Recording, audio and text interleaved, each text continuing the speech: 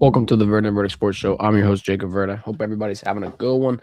It's Wednesday, midpoint of the week, not a Friday, can't celebrate. But you got some good news if you're an LSU football fan. You got some key pieces in the portal that you just added, Mr. Sam Levitt. You retained Caden Durham.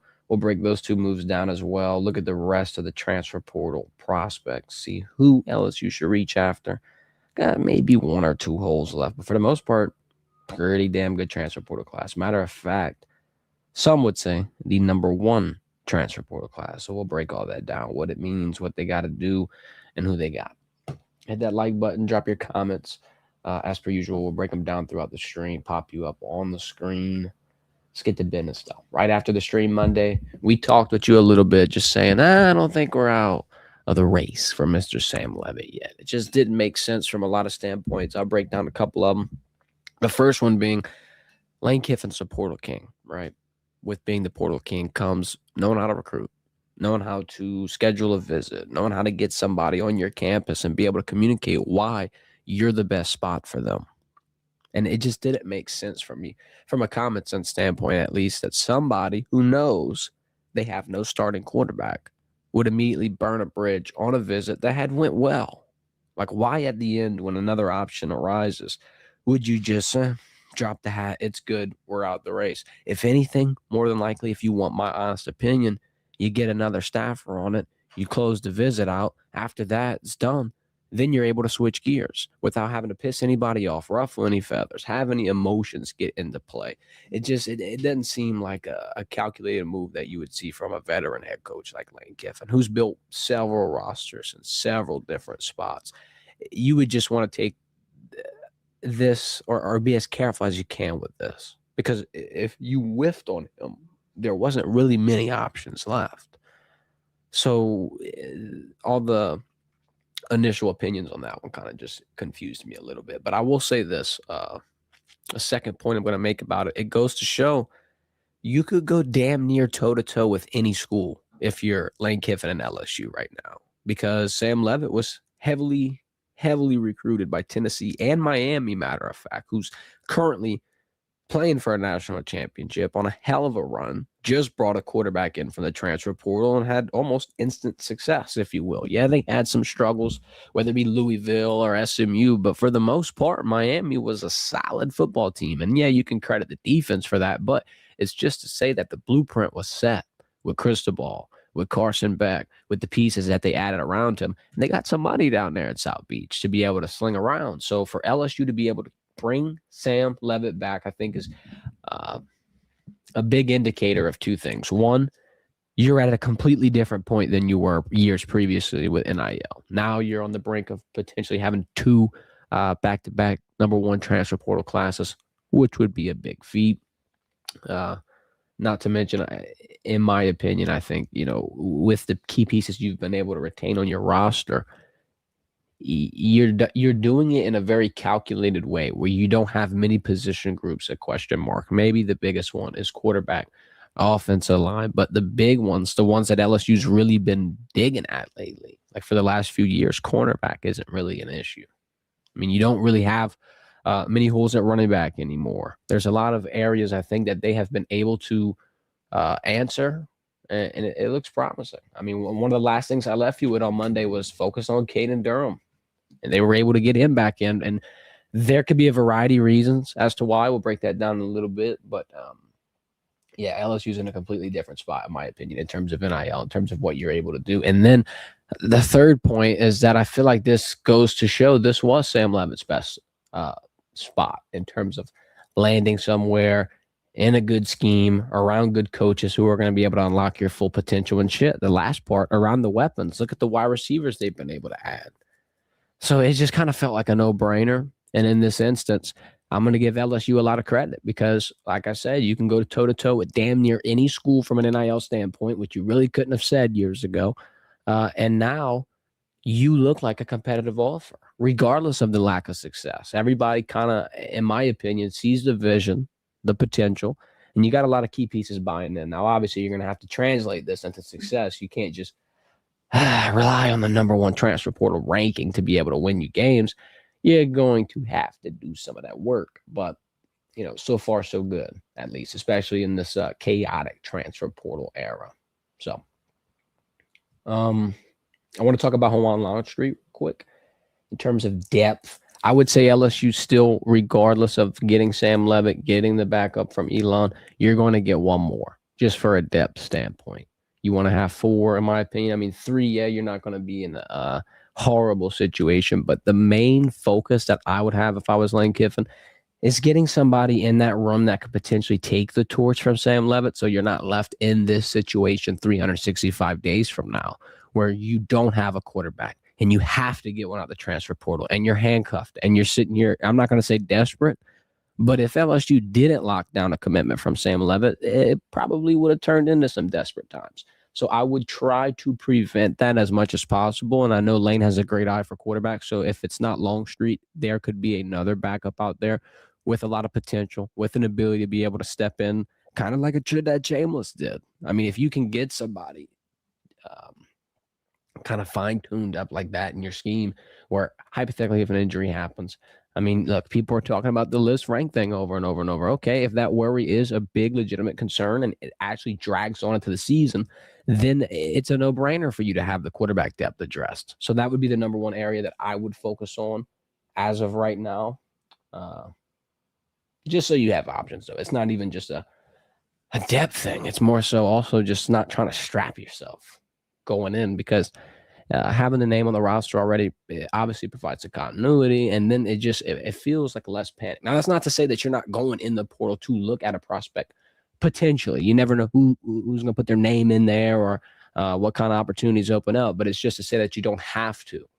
You're not going to put yourself in a spot where you're forced, where Michael Van Buren and Colin Hurley are entering the portal, and then Garrett Nussmeier's entering the draft, and then now you're left with one quarterback who was a walk-on. So it's just about putting yourself in a successful spot, in my opinion. But let's look at the portal classes. So far, LSU, like I said, according to Rivals, number one class in college football. 27 commits, 1 5-star.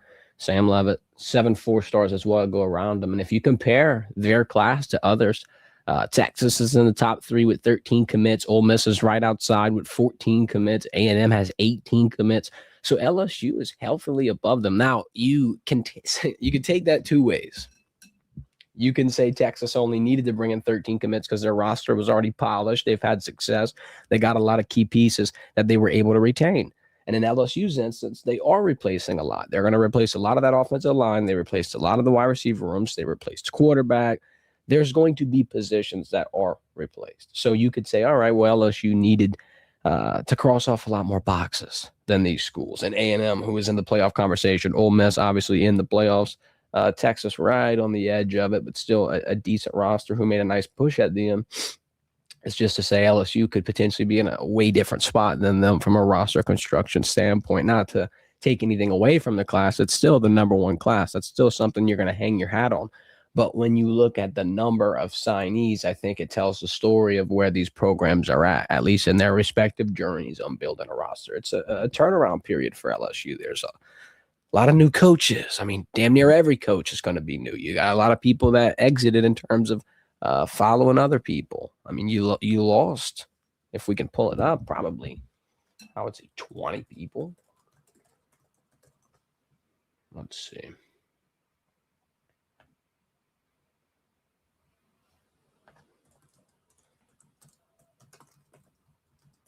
But yeah, that's kind of just a couple of the things that I would take away here in this instance. Yeah, LSU has 27 commits, which is a good number.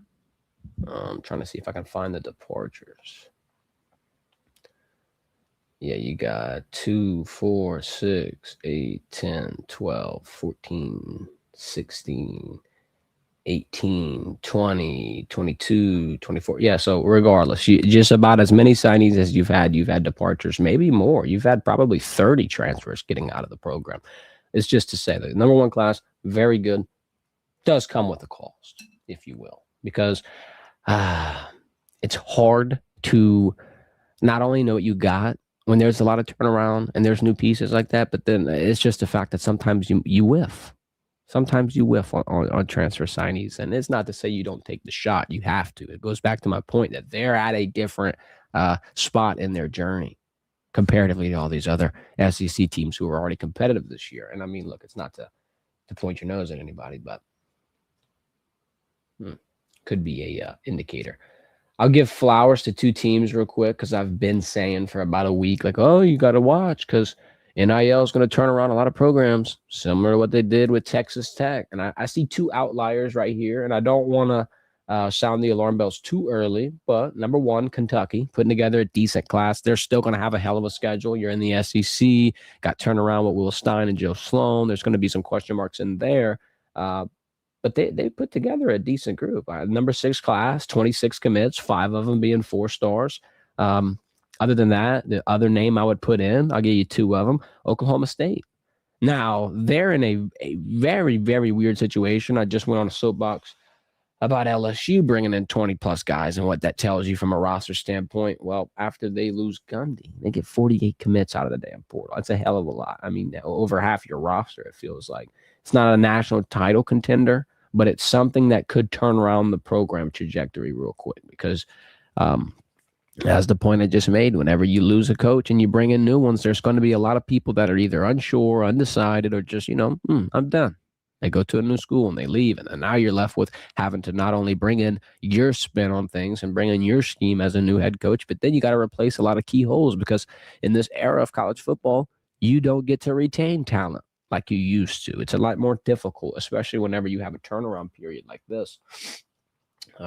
Speaking of retain, let's switch gears, talk about Caden Durham. This was probably the biggest one. Now, he's retained a lot of key pieces. He's even retained other players who have entered the portal and withdrawn. Deshaun Spears did it. Wesley Davis did it. Now Caden Durham has done it. Regardless of the portal people, he's retained Trudez Green, DJ Pickett, Harlem Berry, Whit Weeks, Braylon Moore. I mean, those are some of the biggest names on the team in terms of people who had eligibility left, who had a big impact last year. Trudez and DJ were mandatory. Harlem Berry's role grew exponentially towards the end of the season, and he looked like one of the most one of the players with the most that they could benefit from being in a Lane Kiffin scheme. Now you can argue Caden Durham because this not only was it one of the last major moves they had to make, securing a running back after missing on Kawan Lacey, but it's a big year for him. It's the NFL draft year. I said it on Monday, but I'll say it again. You had to be sure that your role is going to be something you're comfortable with going into a season like this.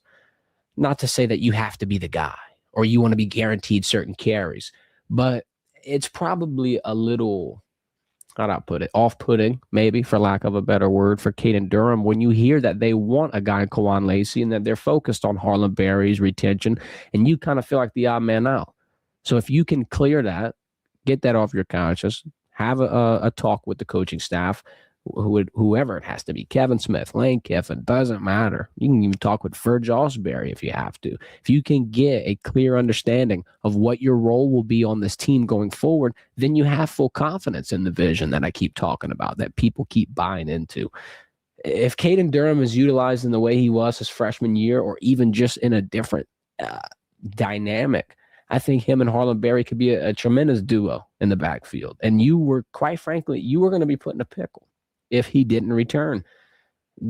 Not to say that you don't have other key pieces on that area, but I mean, it's just the depth in that room was going to be a question mark. You answered it here with returning this player who could be one of the best running backs in the SEC for all we know.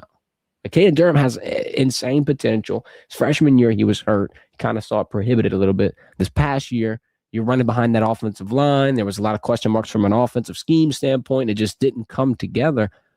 But I still have a lot of faith in him. I still think he is a fantastic running back who has a lot of skills, deep bag, and I think he can do just about anything. He's not handcuffed to being a specialist, like not handcuffed to just being a power runner. He can catch balls out the backfield. You can put him in schemes to do just about anything. You can trust him in the pass block. Obviously, you can trust him in the run game. He's very explosive. He has a breakaway speed, not even just that big physique that you can power through people with. He's an all-around guy. And I think him and Harlem Berry are going to be a nice backfield, in my opinion. But there's a couple of pieces maybe that you add left in this portal. Offensive line, I think, would be one. This man right here, I would put him at the top of my board as of right now that you've got all that other stuff out the way, you got quarterback out the way, bunch of wide receivers out the way, you got to focus on offensive line, specifically tackle. And Jordan Seaton, transfer from Colorado, fresh in the portal. This could polish off the class nicely. Just chef's kiss, Lane Kiffin, cooking, masterclass, portal magic, portal king, whatever the hell you want to call him it. Tackle is a much needed area on this team. It would provide a big boost, if you will, to not only the outlook on the roster, but I just think that is one of the biggest areas that we were lacking in all season long. Protecting the quarterback. It puts you in a tough situation if your quarterback's running all over the place with no time to make a decision. Not only are you prone to make more mistakes, potentially turn the ball over, nothing's developing downfield. There's no vertical pass. You can't have anything against a DB and man coverage. That helps them out entirely. DBs don't have to play as much, don't have to do as much. Quarterbacks are stressed, not able to read as much. There's just an overall a downward effect when the offensive line plays bad. This would be a big get. Very big get, in my opinion. O-line's going to be a talking point all season, especially after what just happened. So I think you do need one more big name to be able to kind of ease that, if you will. 6'5", 330 pounds, number one offensive tackle during his recruitment, number one offensive tackle in the portal as of right now. Even if you can't get him, just focus a little bit on the offensive line position group. Maybe one or two more pieces, and I'm going to be feeling a little I ain't going to lie. Then I want to talk about these two men right here, the Desir twins, Mandrell, Darryl. I know we got a few edges, okay? But last year, if you dial it back and you remember bringing in Jamari, Pyburn, and Patrick, and you still had Gabe, you had buku depth on that defensive line, on the edge group specifically. The depth was all over the place on that defense, and I will say that I believe that was a big testament as to why Blake Baker was able to have so much success, because not only was there a next man up mentality, not only was there depth pushing the starters to be able to not take any plays off in camp, and we actually got to keep trying because people are breathing down my neck trying to take my position. But there's just something to be said about not being strapped personnel-wise in your scheme. If you want to bounce around and do man coverage, you're not worried about your corners getting gapped. Or if you want to do a zone coverage scheme, you're not worrying about the pressure up front. There's a good balance into having enough players to be able to get creative with your scheme, and Blake Baker was able to do that. Now, I'm not saying you need two more edges to have that happen, but these two, I believe, are a package deal. It's probably going to be hard to just get one. If I had to guess, it probably will be a tough negotiation. But, I mean, in terms of their production, Mandrell had 30 tackles and 6.5 sacks last year, 7.5 tackles for losses. Darryl had 23 tackles and about 1.5 sacks. But, I mean, you've got some production here. Now, if you had to pick any, I'm picking Mandrell, in my opinion. Both are about 6'4", 6'5". Like I said, if the asking price is too much, maybe not. Maybe you move on. You got some D linemen from Oregon that are still in the portal. But in terms of edge, I think these are your next two best. And then in terms of offensive lineman, I think that Mr. Seaton from Colorado is going to be a name to watch. I can't lie. He's a big piece. Could be interesting to watch him. Hopefully, got some magic going. Let's jump into the chat. We got Alex Taylor. Good morning, dog, saying knocking out spend Texas to Oregon for him, even though I've been impressed with the amount of money spent so far. Look, man, don't rule him out. Don't rule him out. I know it's been a historic trend for Texas and Oregon to outspend LSU. But as to your point in the last thing you said, impressed with the amount of money they spent. I'm impressed with the fact that they just went toe-to-toe with Tennessee and Miami and were able to take home the big dog, especially after letting them leave campus in a situation everybody was saying could be the end. Gary Stringer, shout out to the boy. I told the Tennessee Vols podcast about losing out on Levitt. The response was ugly. Yeah, I bet. That'll be an interesting game. You go to Neyland. LSU does at I believe the end of the year. Regardless, there's going to be a lot of home or away games that people are going to have circled. Ole Miss and Tennessee being two of the best ones, in my opinion. All right, let's move into a basketball gut check, if you will, for a hop out of here. The women's basketball team, AP poll, freshly moved them up 6 spots. They're at number 6. UConn number 1, South Carolina number 2, UCLA number 3, Texas number 4, Vandy number 5, and Kentucky under LSU at number 7. If you think about it, SEC has 5 of the top 10 teams So I want to give one little bit of flowers and credit to the Southeastern Conference because years ago, that wasn't a basketball conference. Years ago, it's the ACC, it's the Big East. It's not the SEC. You might have a few outliers in Kentucky and things like that. But I mean, for the most part now, even on the men's side, the SEC is competing across the board, whether it even be the Final Four, tournament, rankings. I mean, it's been an interesting turnaround period, obviously related to NIL, but, you know, it's a trend that I have to point out here. Women's basketball team off until Sunday. They play Oklahoma on the road, who's number 13. Then the next week, you're going to be at A&M. South Carolina game for them is at home in the PMAC, February 14th. It's Saturday at 7:30. It's their next big ranked game, if you will. It's on national TV, ABC. I think this is the only nationally televised game that they have on this schedule. It'll be a huge one. A lot of eyes, a lot of attention will be on that. It'll be number 2 and number 6 as of right now. I'm sure the rankings could potentially, shake up. I want to make this point, though. I really think the Texas win gave them a jolt. I think SEC play started out rough. It could be a lot worse. You could be the men's team without a win, but it started out rough. You lost to 2 quality teams in Vandy and Kentucky, who are right there in the rankings with you. But the most impressive thing out of all of it is the win over Texas, because Texas is a complete team across the board.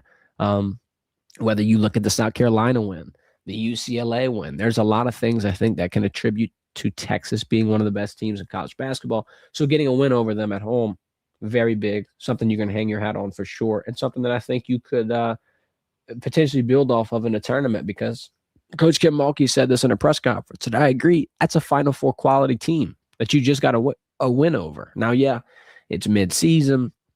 They're not in final form, but neither are you. It's something to build off of, and they needed anything they can get at this point. Now, the men's team, they need anything. I mean, anything. Just give me like a 1-point loss in an SEC game or something. 3-game losing streak to start conference play. A&M, South Carolina, and Vandy all got them. They play tonight at 6 against Kentucky. I'll tell you how that's going to go. You don't even got to tune into the game. Rough spot to be in right now for men's basketball. I can't lie to you. I've said this multiple times. I'll say it again before I get out of here. You're going to have to make something shake and get competitive before this season ends, or you won't have a head coach. I mean, a lot of people would have told you with the roster that they constructed, this could, keyword, could be a tournament team. It doesn't look like it at all, in my opinion. It's not to say anything about anybody. It's just that LSU's in a situation where they want to be competitive in every single sport, respectively. And they are, for the most part. Women's basketball, baseball, now football's entering the mix. You can throw track in there. Gymnastics just won a national title. You can't be the odd man out in men's basketball. You can't be, especially with the resources they just put into that team. You can't blame them now for not having anything to spend. You were able to spend. Now I don't think the roster will be the thing people are questioning, if you will. The end of the season, you're going to be able to see a lot from this team, if you will. You're going to see a lot from them tonight. I say if they lose and they start 0-4 with SEC play, yeah, you're not going to have Matt McMahon as your head coach by the end of the year. That's just my take on it. Now, great guy. It's just sometimes you got to make tough decisions in this business. We're about to hop out of here. Appreciate everybody for tuning in. Please hit that thumbs up on your way out of the stream. We will be live Friday at 9 a.m. Y'all make sure y'all are there. Tap in. Y'all enjoy the rest of your day. This has been the Verdin Verdict. I'm your guy, Jacob Verdin.